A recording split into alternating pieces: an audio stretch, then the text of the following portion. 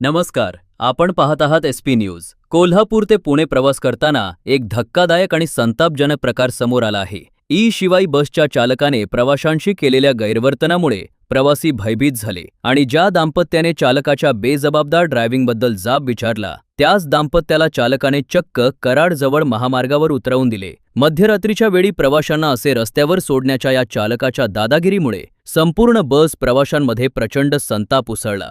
पुण्याकडे निघालेली ही शिवाई बस प्रवासाच्या सुरुवातीपासूनच वादात राहिली होती।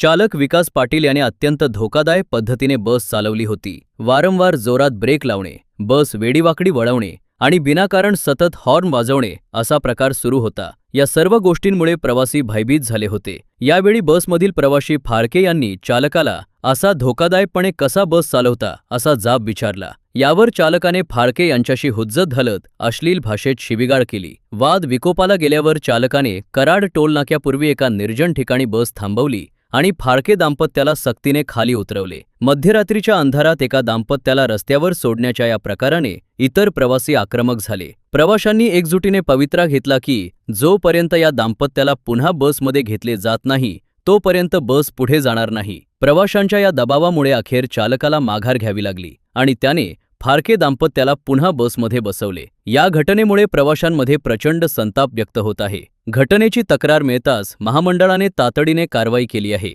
चालक विकास पाटील याला ताबडतोब सेवेतून कमी करण्यात आले आहे। तो करार तत्वावर कार्यरत होता। त्याच्या ठेकेदाराला स्पष्ट सूचना देण्यात आल्या आहेत की त्याला पुन्हा सेवेत घेऊ नये। महामंडळाकडून त्याला कायमस्वरूपी मनाई करण्यात आली आहे। पाहत रहा एसपी न्यूज, लाईक आणि सबस्क्राईब करा। धन्यवाद।